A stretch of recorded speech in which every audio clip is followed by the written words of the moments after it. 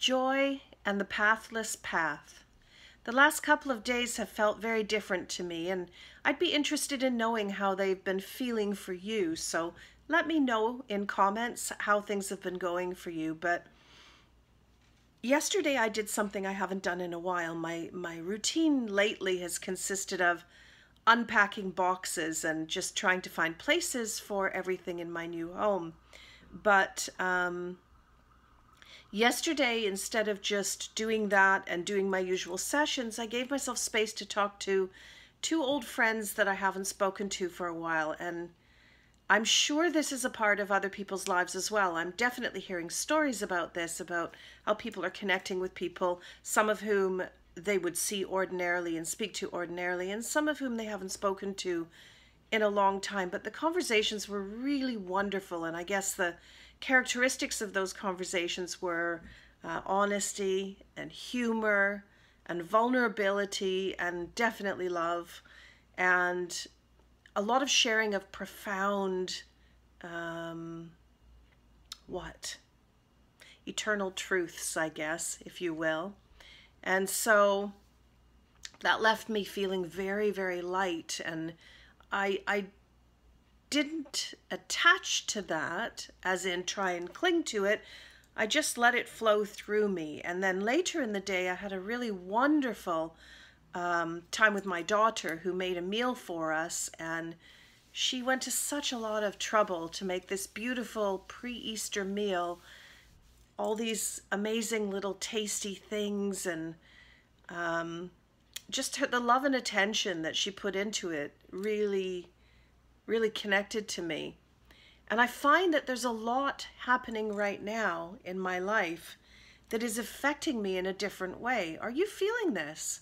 Even just my, walk out to just around the block here. I'm noticing the color of the flowers, the sound of birds in the trees. I passed some rosemary earlier today, and I just had to sort of crush some between my fingers and smell it. And just all the small things and the big things. There was a man standing a little bit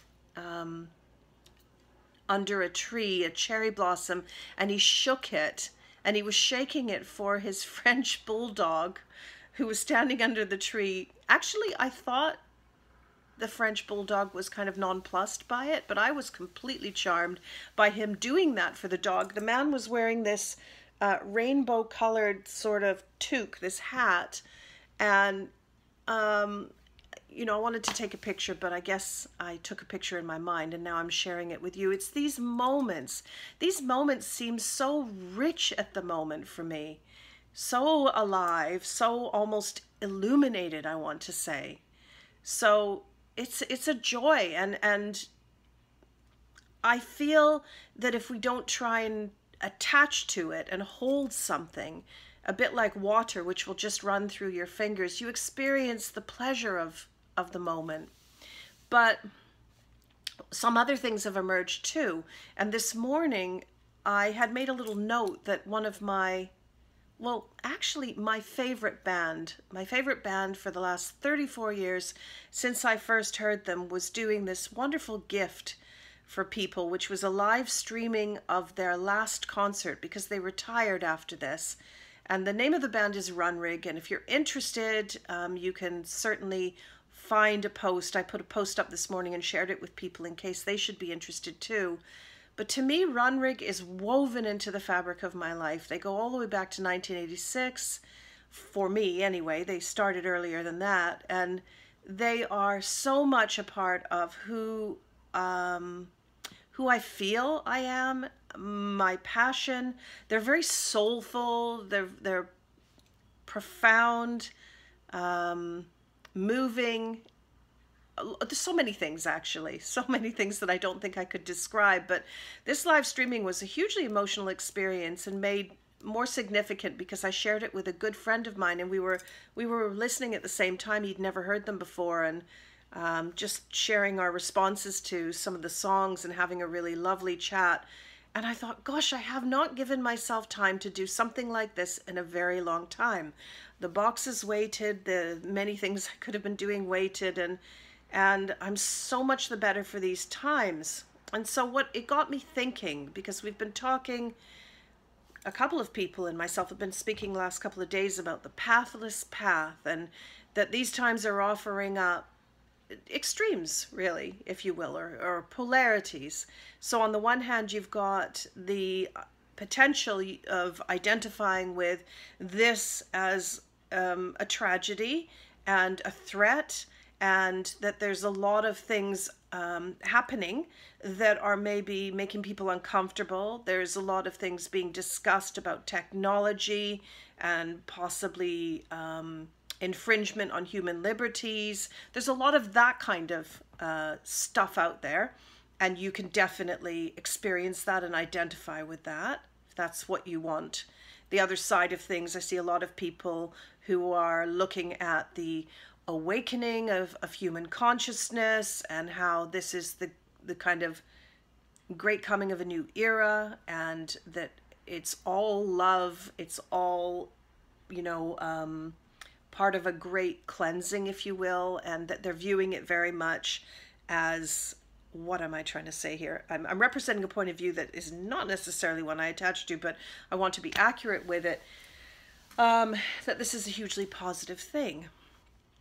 And I'm not saying that either of those points of view are wrong or right. In fact, that's exactly what I'm saying, that they're not specifically wrong or right, and that maybe there is no wrong or right here. They're all potentials for experience, and like water running through your hand. It's cold, or it's refreshing, or it's chilling, or it's offensive. It's whatever you want to experience it as, right? It's an experience of something. So we spoke, though, these friends and myself, we spoke of the pathless path, and imagine that that's another potential, is to observe this and to experience life from the position of, as one friend quoted, he said, Krishnamurti, Jiddu Krishnamurti, he said, I went looking for this quote actually, and I wasn't able to find it, but I'm sure, and it makes sense, and it matches certainly the teachings of Krishnamurti.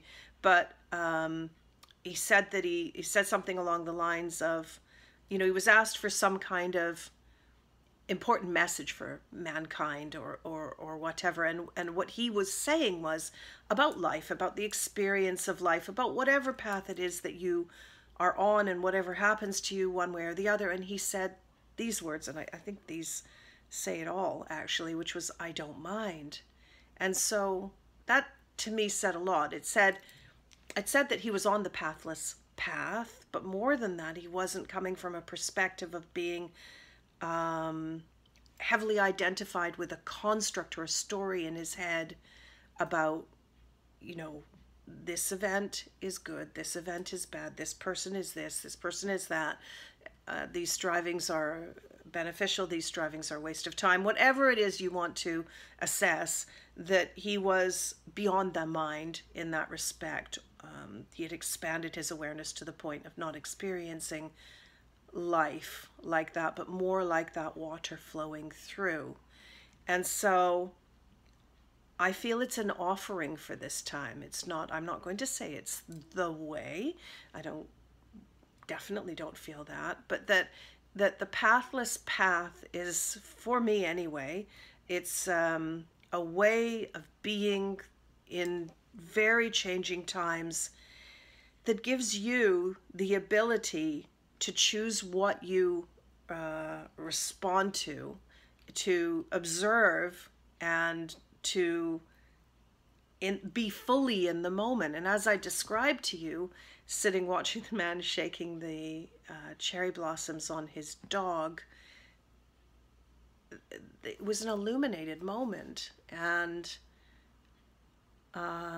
so the last 2 days have been illuminated by moments like that, by vulnerability and honesty and joy. And I wanted to share that with you because it is something that is there for everyone.